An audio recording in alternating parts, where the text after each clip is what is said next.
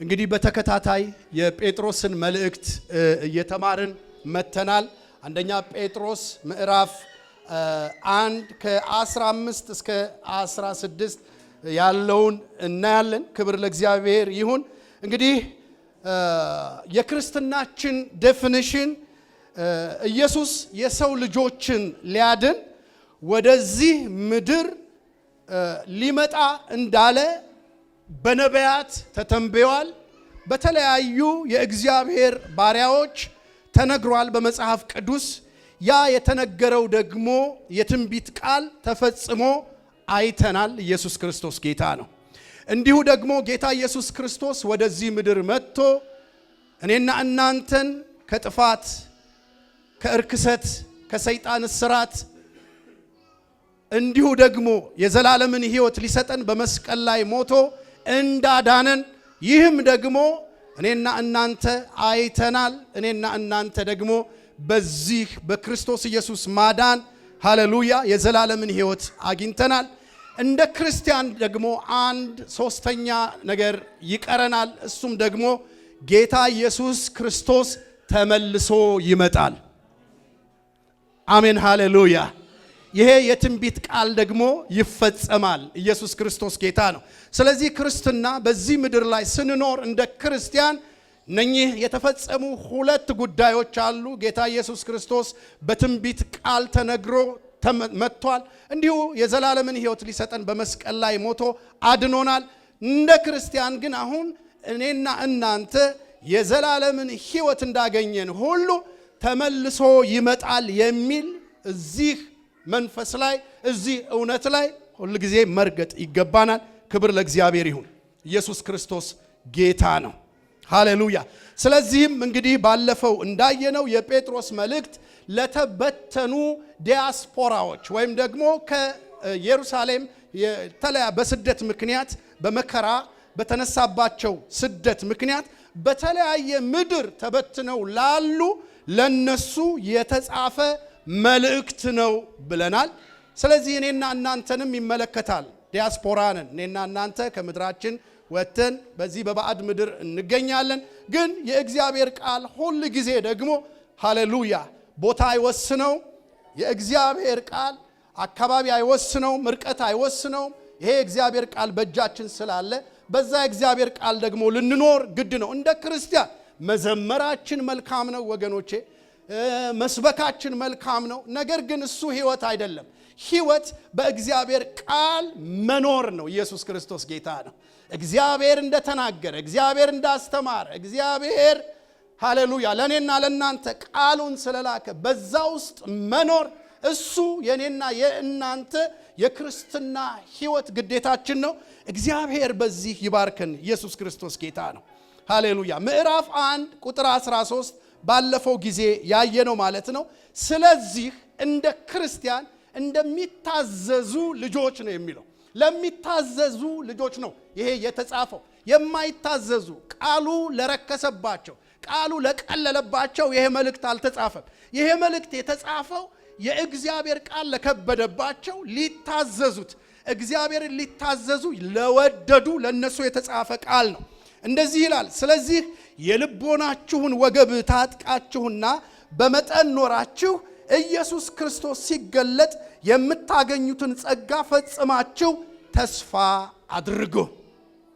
ወገባችሁ የታጠቀ ይሁን። አሜን ሃሌሉያ። ሁል ጊዜ የነቃችሁ ሁኑ። አሜን አሜን።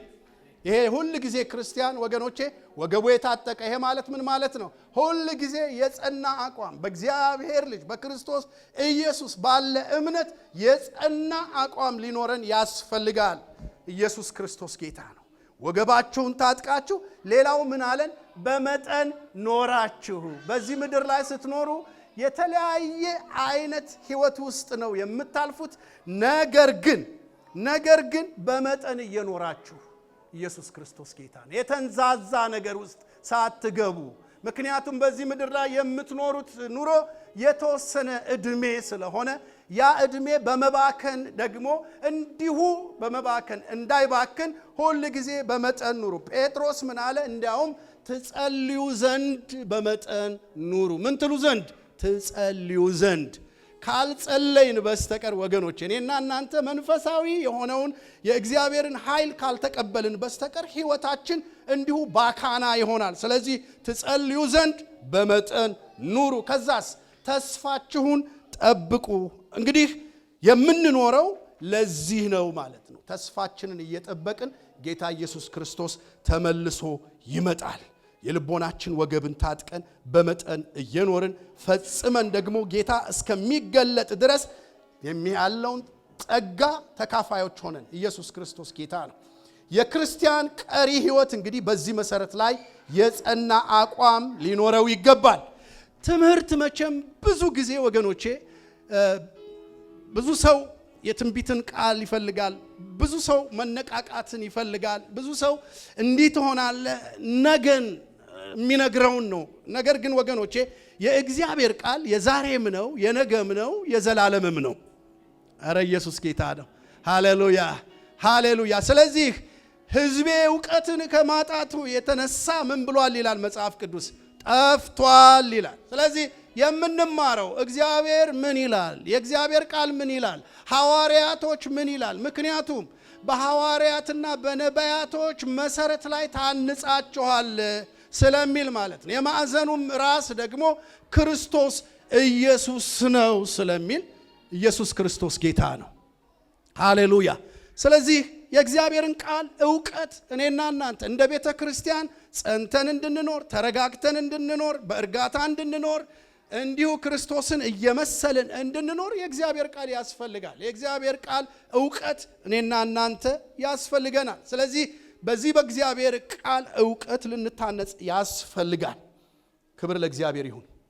ጌታ ተመልሶ ይመጣል። ሃሌሉያ አሜን።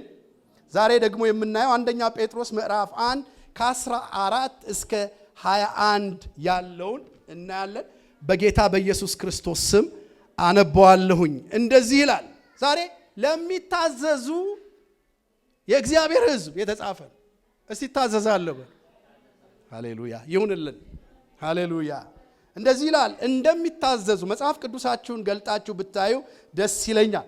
የእግዚአብሔርን ቃል እንደሚገባ እንድንረዳ እንደሚታዘዙ ልጆች ባለማወቃችሁ አስቀድሞ የኖራችሁበትን ምኞት ምን አትበሉ፣ አትከተሉ። ዳሩ ግን እኔ ቅዱስ ነኝና ቅዱሳን ሁኑ ተብሎ ስለተጻፈ የጠራችሁ ቅዱስ እንደሆነ እናንተ ደግሞ በኑሯችሁ ሁሉ ቅዱሳን ሁኑ። ክርስቲያን እንግዲህ እግዚአብሔር ቃል እንደሚለው እንደዛ መኖር ነው። ክብር ለእግዚአብሔር ይሁን። ሃሌሉያ። ለሰው ፊትም ሳያደላ በእያንዳንዱ ላይ እንደ ሥራው የሚፈርደውን አባት ብላችሁ ብትጠሩ በእንግድነት ዘመን በፍርሃት ኑሩ። ከአባታችሁ ከወረሳችሁት ከንቱ ኑሯችሁ በሚያልፍ ነገር በብር ወይም በወርቅ ሳይሆን ነውርና እድፍ እንደሌለው እንደ በግ ደም በክርስቶስ በክብር የክርስቶስ ደም እንደተዋጃችሁ ታውቃላችሁ። ዓለም ሳይፈጠር እንኳ አስቀድሞ ታወቀ። ነገር ግን እምነታችሁና ተስፋችሁ በእግዚአብሔር ይሆን ዘንድ ከሙታን ባስነሳው ክብርም በሰጠው በእግዚአብሔር በእርሱ ስለምታምኑ ስለ እናንተ በዘመኑ መጨረሻ ተገለጠ። ወገኖቼ ወደዚህ ክብር እግዚአብሔር ያስገባል። አሜን አሜን። ወደዚህ ክብር እግዚአብሔር ያስገባል። እንግዲህ መሰረቱ ክርስቶስ የሆነ የጌታን ትእዛዝ እንደሚታዘዝ ክርስቲያን ሶስት መሰረታዊ ነገሮችን ዛሬ ይዘን ብንወጣ መልካም ነው። ከእግዚአብሔር ቃል አንጻር ማለት ነው። መሰረታዊ ትእዛዞች ሐዋርያው ጴጥሮስ ያስገነዘብን፣ አንደኛ እንደሚታዘዙ ልጆች አስቀድመን የኖርንበትን ምኞት ምን አትበሉ ይለናል፣ አትከተሉ። እንደሚታዘዙ ልጆች እግዚአብሔር አምላኩ እንደሆነለት በደሙ እንደተቀደሰ እግዚአብሔር እንደጠራው ወደዚህ ወደ እግዚአብሔር መንግስት እግዚአብሔር እንዳስገባው ጨለማው እንደተገፈፈለት መልካም ነገር ከእግዚአብሔር እንደሆነለት እንደሚታዘዝ ልጆች ምን በሏል? ያለፈ ዘመን ታሪካችሁን ያለፈው ዘመን ወደ ጌታ ከመምጣታችሁ በደሙ ከመቀደሳችሁ በፊት የነበራችሁበትን ኑሮ እሱን ምን አትበሉ? አትከተሉ። አሜን ነው። አሜን ነው። ሃሌሉያ ክብር ለእግዚአብሔር ይሁን። እሱን አትከተሉ። ያለፈ ዘመናችሁ ከዚህ በፊት የኖራችሁበት ክርስቶስ ኢየሱስን ባለማወቅ ዘመን የኖራችሁበትን እሱን አትከተሉ። ሁለተኛ እንደሚታዘዙ ልጆች አምላካችሁና አባታችሁ ቅዱስ ነውና እናንተም ደግሞ ቅዱሳን ሁኑ። ቀደሳለሁ። አሜን ሃሌሉያ። እንደሚታዘዙ ልጆች ደግሞ ይላል ሶስተኛ ጌታን በመፍራት እግዚአብሔርን በመፍራት ኑሩ ይላል። አስቀድመን የኖርንበት ኑሮ ምን ነበር? የልባችንን ምኞት የወደድነውን የምናደርግበት እንደፈቀድን ልባችን እንደተመኘው ክብራችን በነውራችን የነበረበት ምንም አይምሮአችንን ልባችንን የማይወቅስ ነገር ግን ክፋት እርክሰት እንደፈቀድን የምንኖርበት ኑሮ ነበረን። ጴጥሮስ እንደዛ ነው የሚለው። ጴጥሮስ ራሱንም ያውቃል። ምክንያቱም ጌታን ከማወቁ በፊት የነበረበትን ሕይወት እያስታወሰ ነው። እሱም ጌታን ከማወቁ በፊት የነበረበት የራሱ ኑሮ ስላለ ያንንም እኛንም እያየ የተበተኑትንም ደግሞ ቅዱሳን እያየ ይህንን ጻፈላቸው። አስቀድማችሁ የነበራችሁበትን ኑሮ አትከተሉት።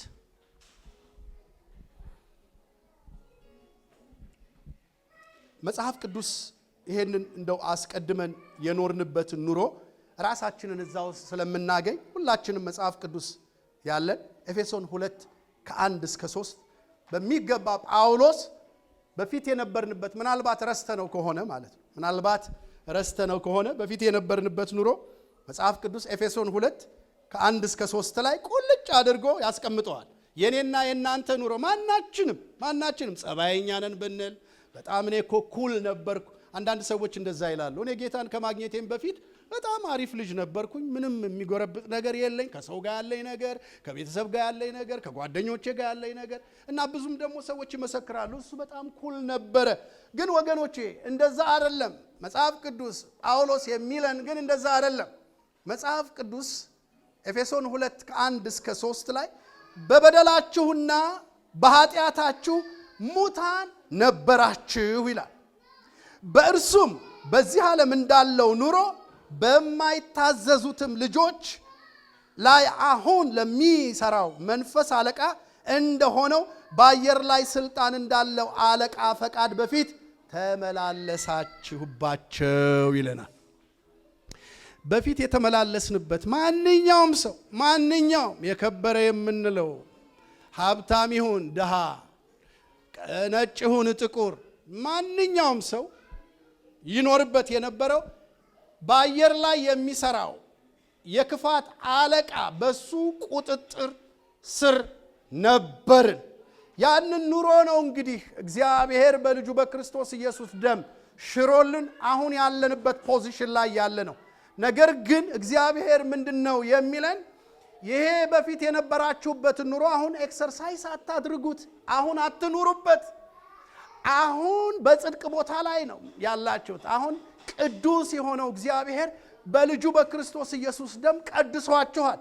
ስለዚህ የጥንት ኑሯችሁ እንዲህ ነበር። የእያንዳንዳችን የጥንት ኑሮ እንዲህ ነው። በመላእክት ይሄ ክፉ መልአክ ማለት በሰይጣን አየር ላይ በሚሰራው በሱ ተጽዕኖ ውስጥ ነበር። ማንኛውም ሰው ጨዋ ነኝ ቢል አንዳንዱን ጨዋ ያረገዋል፣ አንዳንዱን ደግ ያረገዋል፣ አንዳንዱን እንዲህና እንዲህ ያረገዋል። ነገር ግን በዚህ በአየር ላይ ለሚሰራው አለቃ ለሱ ምኖች ነበራችሁ? ታዛዦች ነበራችሁ። እንዲያውም በበደላችሁ ምኖች ናችሁ? ኃጢአተኛ ናችሁ፣ ሙታን ነበራችሁ እያለ ይናገራል። በዚህም ልጆች ይላል መካከል እኛ ሁላችን ደግሞ የስጋችንን እና የልባችንን ፈቃድ እያደረግን በስጋችን ምኞት በፊት እንኖር ነበር። ልባችን ደስ ያለው አሁን የሚኖሩት ኑሮ ጌታ ኢየሱስ ክርስቶስ የሌላቸው የሚኖሩትን ኑሮ እዩ። እንደወደዱ ክብር የሚመስላቸው ነገር ግን ውርደት ያለበት ክብር የሚመስል ለነሱ ማለት ነው። ነገር ግን እኔና እናንተ በዚህ በእግዚአብሔር ቃል ስንመዝን እኛ አሁን እየኖርንበት ያለውን የእግዚአብሔርን ሕይወት እየኖርንበት ያለውን እሱን ስናስብ ክብራቸው በነውራቸው እንደሆነ እናያለን። ስለዚህ በፊት የነበራችሁ የልባችሁን ፈቃድ ታደርጉ ነበር እንደወደዳችሁ። መጠጣት ሲያምራችሁ ትጠጡ ነበር። ማጨስ ሲያምራችሁ ታጨሱ ነበር። መዘሙት ሲያምራችሁ ትዘሙቱ ነበር። ስለዚህ እንዲህ አይነት ህይወት ነበራችሁ። ልባችሁና አእምሮአችሁ ደስ የሚለውን ነገር ማድረግ ያኔ ታደርጉ ነበር። አሁን ግን ክብር ለእግዚአብሔር ይሁን። አሜን ነው። ሃሌሉያ። በስጋችን ምኞት በፊት እንኖር ነበር፣ እንደ ሌሎች ደግሞ ከፍጥረታችን የቁጣ ልጆች ነበርን። አንደበታችን እንደወደደ የሚናገር እንደዛ ነበርን። ስለ አንደበት ኤፌሶን ምዕራፍ 4:29 ላይ ጳውሎስ እንዲህ ብሎ ይናገራል። ለሚሰሙት አሁን የኛም ፖዚሽን እያየን ኤፌሶን 4:29 ላይ እንደዚህ ይላል፣ ለሚሰሙት ጸጋን ይሰጥ ዘንድ እንደሚያስፈልግ የሚጠቅም ማናቸውም በጎ ቃል እንጂ ክፉ ቃል ከአፋችሁ ከቶ አይውጣ። እንደሚታዘዙ ልጆች ክፉ ቃል ካንደበታችሁ አይውጣ። እስቲ አሜን አሜን አሜን።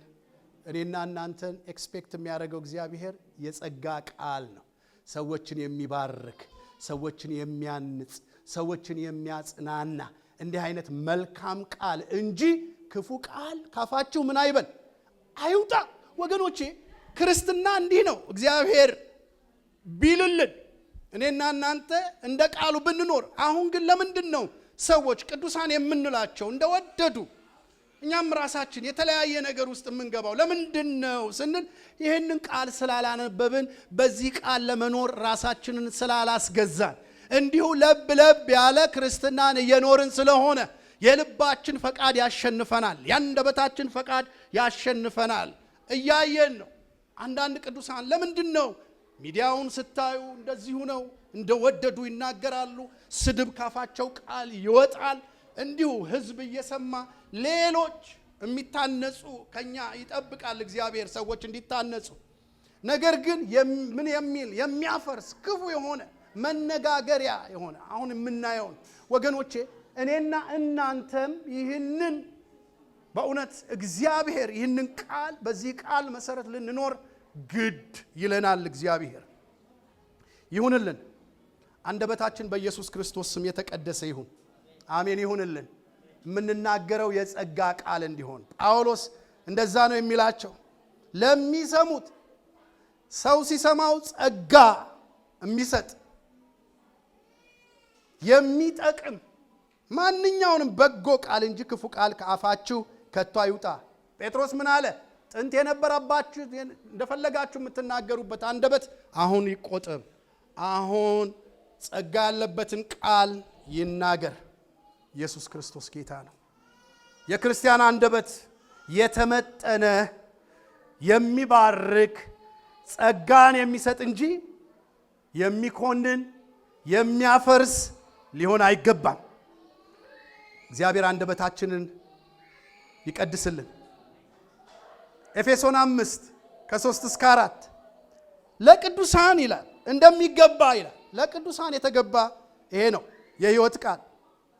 ለቅዱሳን እንደሚገባ ግን ዝሙትና ርክሰት ሁሉ ወይም መመኘት በእናንተ የስንፍና ንግግርም ወይም ዋዛ የማይገቡ ናቸውና አይሁኑ፣ ይልቁን ምስጋና እንጂ።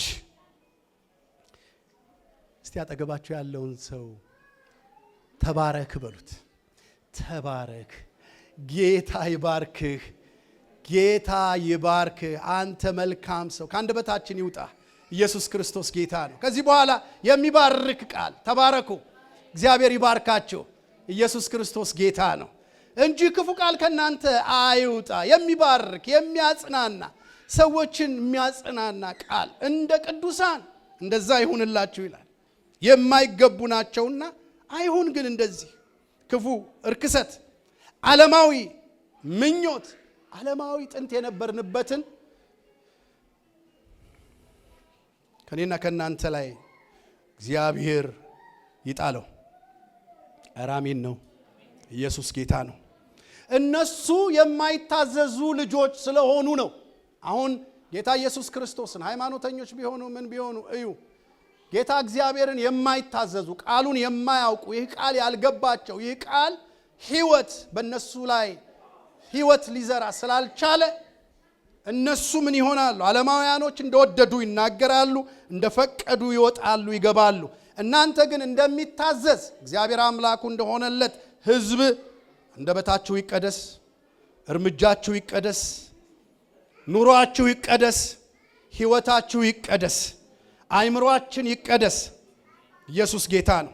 ፊልጵስዩስ 4:8 በቀረውስ ወንድሞች ሆይ ፊልጵስዩስ 4:8 በቀረውስ ወንድሞች ሆይ እውነተኛ የሆነውን እስቲ አንድ ላይ እንበለው፣ እውነተኛ የሆነውን ሃሌሉያ፣ እውነተኛ የሆነውን ነገር እንድትደግሙ ትፈልጋለሁ። ትምህርት ላይ ስለሆነ በቀረውስ በሉ ወንድሞች ሆይ እውነተኛ የሆነውን ነገር፣ ጭምትነት ያለበትን ነገር፣ ጽድቅ የሆነውን ነገር ሁሉ፣ ንጹህ የሆነውን ነገር ሁሉ፣ ፍቅር ያለበትን ነገር ሁሉ፣ መልካም ወሬ ያለበትን ነገር ሁሉ፣ በጎነት ቢሆን ምስጋና ቢሆን እነዚህን አስቡ። በጌታ በኢየሱስ ስም እግዚአብሔር ይባርካችሁ።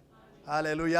እንግዲህ እንደ እግዚአብሔር ልጅ በብርሃን እንደሚመላለስ አምላኩ እግዚአብሔር እንደሆነለት እንዲህ ልንኖር እግዚአብሔር ይፈልጋል። ሃሌሉያ። ምን አስቡ? እውነተኛ የሆነውን ነገር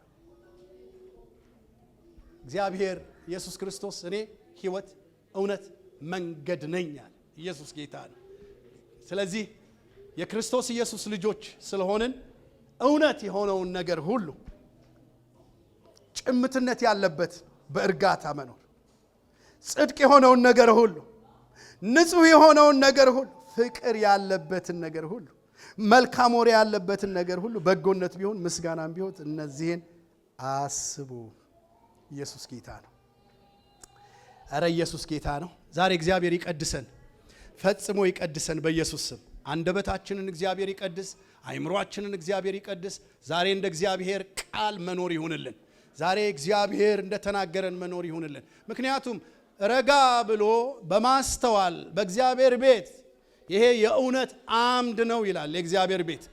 ስለዚህ የእግዚአብሔር ቤተ ክርስቲያን እንዲህ ሊሆን ግድ ነው። የእግዚአብሔር ቤተ ክርስቲያን እንዲህ ሊሆን ግድ ነው። እንደሚታዘዙ ልጆች ሁለተኛ ቅዱሳን ሆኑ፣ አምላካችን ቅዱስ ስለሆነ። አሜን ነው። አምላኩ ቅዱስ የሆነለት ቅድስና በሕይወቱ ቅድስና ሊለማመድ ግድ ነው። ካለዛ አምላኬ እግዚአብሔር አባቴ እግዚአብሔር ልንን አንችልም። እኛ ሳንቀደስ እግዚአብሔርን ቅዱስ ነህ ልንለው አንችልም። እሱ ቅዱስ ነው ኦፍ ኮርስ፣ ግን ስለ ራሳችን የእግዚአብሔር ልጆች ነን ልንል አንችልም። ጌታ ምንድን ነው የሚለው? እኔ ቅዱስ ነኝና እናንተም ቅዱሳን ሁኑ። የጽድቅ መንፈስ ያግኘን በኢየሱስ አሜን ይሁን። እርክሰት ከኔና ከናንተ ላይ ይወገድ። ዛሬ መረር ባለ ነገር ወደ ጌታ እንቀርባለን። አሜን። ክብር ለእግዚአብሔር ይሁን። እንደሚታዘዙ ልጆች ቅዱሳን ሁኑ፣ አምላካችሁ ቅዱስ ነውና ጻድቅ ነውና። ሃሌሉያ አሜን። ሆናለሁ። እግዚአብሔር ይረዳኛል።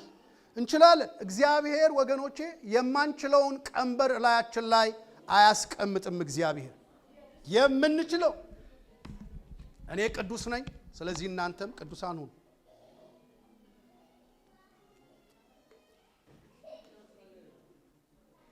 ካልተቀደስን ከጌታ ጋር ሪሌሽንሺፕ ሊኖረን አይችልም። በፍጹም ሳንቀደስ ከእግዚአብሔር ጋር ሪሌሽንሺፕ ሊኖረን አይችልም። ብንዘምር፣ ብንጮህ፣ ብንወድቅ፣ ብንነሳ፣ ብንናገር በፍጹም ሊሆን አይችልም። ዕብራውያን 12:14 እንገልጣለን። ሃሌሉያ። ዕብራውያን 12:14 ይሄ ሁሉ የእግዚአብሔር ምክር ከናንተ ጋር ይሁን። ይሄ ሁሉ የእግዚአብሔር ምክር ከኔና ከናንተ ጋር ይሁን፣ ጸንተን መቆም እንድንችል። ሃሌሉያ። በሰው ዘንድም በእግዚአብሔር ዘንድም በቅዱሳንም መካከል ሃሌሉያ የቅድስና ሕይወት እንድንኖር እግዚአብሔር ይርዳን፣ እግዚአብሔር ያግዘን። እንደወደድን ልንሆን አይገባም። ጥንት የነበርንበትን ሕይወት ምናልባት አንዳንዶች ከሕፃንነት ጀምሮ በጌታ ቤት ያደጋችሁ ወደ ሌላ ስፍራ ወደ ተለያየ ነገር ያልገባችሁ ልትኖሩ ብትችሉ፣ አብዛኞቻችን ሁላችን ከዚህ በፊት የነበርንበት ኑሮ ቃሉ እንደተናገረው ነው። እንደወደድን እንደፈቀድን እንገባ እንወጣ ነበር። ክብራችን በነውራችን ነበር። ነውር የሆነው ነገር ለኛ ክብር ነበር። እምናወራው ቦስት የምናደርግበት እንዲጠጣው 16 ጃምቦ ጠጣሁኝ ድራፍት እያልን እናወራ ነበር። 26 ይላል አንደኛ። ራስ በቃ እንዲህ አይነት ነውር የሆነው እንደ ክብር ይወራ ነበር። ከገሊት ጋር ወጣው ከገሌ ጋር ወጣው ገሌን እንዲህ አይነቱ ርክሰት ክፋት በፊት የኖርንበት ህይወት ነበር። አሁን እንደዛ አይቀጥልም። ኢየሱስ ክርስቶስ ጌታ ነው። ኧረ አሜን ነው። ኧረ ኢየሱስ ጌታ ነው። አሜን። ከሰው ሁሉ ጋር ሰላምን ተከታተሉ ይልና ትቀደሱ ዘንድ ኧረ አሜን ፈልጉ። ሃሌሉያ አሜን አሜን። ትቀደሱ ዘንድ ፈልጉ። ይሄ ትምህርት ቢኖራቸው ብዙዎች አገልጋዮች ባልወደቁ ነበር ወገኖች። ይሄ ትምህርት ባይኖራቸው ይሄ ትምህርት ቢኖራቸው ኖሮ ብዙዎች ባልወደቁ ነበር፣ ብዙዎች። ስለዚህ ፈልጉ ይላል። መሻት ይግባብን በኢየሱስ አሜን። የመቀደስ መሻት፣ ፒውሪፋይ የመሆን መሻት። ሃሌሉያ ክብር ለእግዚአብሔር ይሁን። ኢየሱስ ክርስቶስ ጌታ ነው። ትቀደሱ ዘንድ ፈልጉ። ያለ እርሱ ቅድም ያልኳችሁ ለዚህ ነው። እግዚአብሔርን ማየት አይቻልም። እግዚአብሔር አምላኬ ነው ማለት አንችልም። ካልተቀደስን ያለ እርሱ ጌታ ሊያይ የሚችል የለም። ይሄ ትምህርት ይግባ በኢየሱስ አሜን ይሁንልን። አሜን። ሁሉ ጊዜ ማሰላሰል ይሁን። ሁሉ ጊዜ ለመቀደስ ራሳችንን ሁሉ ጊዜ ማዘጋጀት ይሁንልን። ሁሉ ጊዜ ያለ እሱ እግዚአብሔርን ምን ማለት ማየት አትችሉም። ካልተቀደሳችሁ በቀር እግዚአብሔርን ልታዩ አትችሉም።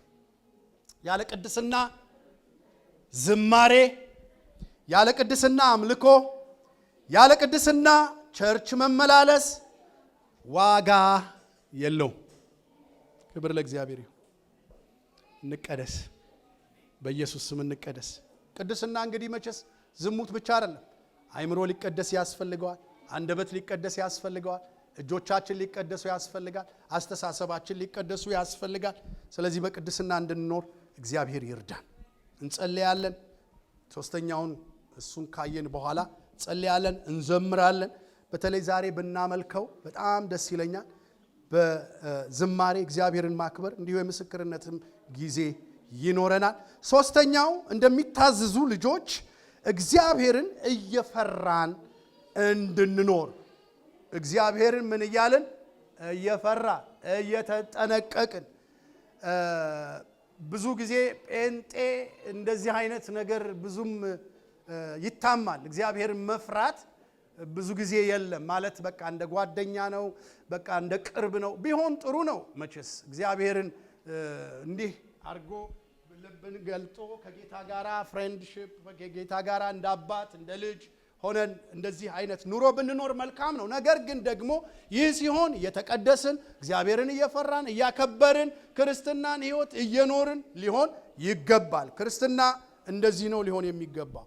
በነፃነት እንድንኖር ክርስቶስ ነፃ ወጣን የሚል ጥቅስ አለ ወደ እንትን ላይ ገላትያ 5:1 ላይ። ስለዚህ ብዙ ጊዜ እንጠቅሰዋለን። እንደወደድን እግዚአብሔር የፈታን እንደወደድን እንድንኖር እግዚአብሔር የለቀቀን አይደለም። ነገር ግን ደግሞ ወዲያ እዛው ቦታ ላይ ብታዩ ከዚህ በኋላ ምን አትበሉ ነው የሚለው። እንደገና የኃጢአት ባሪያ አትሁኑ እያለ ይናገራል ማለት ነው። ስለዚህ በኃጢአት ውስጥ ካለን በነፃነት እየኖርን አይደለም ማለት ነው። በርክሰት ካለን፣ ክፉ እያሰብን ካለን፣ ጠበኛች ሆነን ካለን፣ ነገረኞች ሆነን ካለን፣ እንዲህ አይነት መጥፎ ተግባሮችን እያደረግን ካለን እኔና እናንተ ነፃነታችን ተወስዷል። በነፃነት እንድንኖር ክርስቶስ ነፃ ያወጣን ስለ ጽድቅ ነው። ኧረ ኢየሱስ ጌታ ነው። ሃሌሉያ። በጽድቅ እንድንኖር ነፃነትን እግዚአብሔር ሰጥቶናል። በመጽናናት እንድንኖር እግዚአብሔር ነፃነትን ሰጥቶናል። ኢየሱስ ክርስቶስ ጌታ ነው። ስለዚህ ማንንም ሳንፈራ በፍጹም ጫና ቀንበር ለኔና ለናንተ ሳይሰማን በነፃነት እንኖራለን። ነገር ግን እግዚአብሔርን እየፈራን እግዚአብሔርን እያከበርን እንድንኖር ያስፈልጋል። አያም ፍሪ ብለን እንደፈለግን የምንለቀቅበት አይደለም። የእግዚአብሔር ቤት የዳንበት ጸጋ፣ ክብር ለእግዚአብሔር ይሁን። በጥንቃቄ እንድንኖር እሱ እግዚአብሔር ቅዱስ ነው። እሱ እግዚአብሔር ሕያው ነው። እሱ እግዚአብሔር የተፈራ ነው። እሱ እግዚአብሔር መጽሐፍ ቅዱስ ላይ አሁን በተለይ ያለበትን ክብር ራእይ ላይ ሄዳችሁ ስታዩ ኢየሱስ ክርስቶስ ጌታ ነው። ዮሐንስ ያየው የእግዚአብሔር ክብር ልዩ ነው። አይኑ እንደ እሳት ነበልባል፣ እግሮቹ እንደነጠረ እንደ ነሐስ ይሆን። ክብር ለእግዚአብሔር ይሁን። ክብሩ ግሎሪው ትልቅ ነው፣ ከአይምሮ በላይ ነው። እኔና እናንተ በዛ ክብር ውስጥ እየፈራ ነው እግዚአብሔርን እያከበር ነው እንድንኖር ያስፈልጋል። የዳንበት ጸጋ በፍርሃትና በመንቀጥቀጥ ፈጽሞ ስለሚል ማለት ነው። ፊልጵስዩስ በመጨረሻ ምዕራፍ 2:12 ስለዚህ ወዳጆች ሆይ ፊልጵስዩስ 2:12 ስለዚህ ወዳጆች ሆይ ሁል ጊዜ እንደታዘዛችሁ በእናንተ ዘንድ በመኖሬ ብቻ ሳይሆን ይልቁን አሁን ስርቅ በፍርሃትና በመንቀጥቀጥ የራሳችሁን መዳን ፈጽሙ። ኢየሱስ ክርስቶስ ጌታ ነው።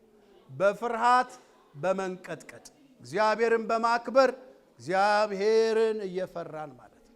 ግሎሪውን እያየን ታላቅነቱን እያየን ሕያውነቱን እያየን ክርስቶስ ኢየሱስ እኔና እናንተ ልጆች ብሎ ሲቀበለን ወገኖቼ እንዲሁ በደሙ ቀድሶናልና ተመልሰን ወደ ኋላ ሄደን ጥንት የነበርንበትን የልባችንን የውስጣችንን ደስ ያለንን ስንሰራ እንደነበር እንደዛ እየኖርን አሁን በጌታ ነኝ ማለት አንችልም። ስለዚህ እግዚአብሔር ቃሉን በመካከላችን ሲገልጥ እንድንኖርበት ነውና ኢየሱስ ክርስቶስ ጌታ ነው። ጆሽ ወደዚህ መጣና እየዘመርን እንጸልያለን። ክብር ለእግዚአብሔር ይሁን። እግዚአብሔር ቃሉን እንዲያጸናልን እግዚአብሔር ሃሌሉያ፣ ክብር ለእግዚአብሔር ይሁን። እስቲ ተነስተን ሁላችን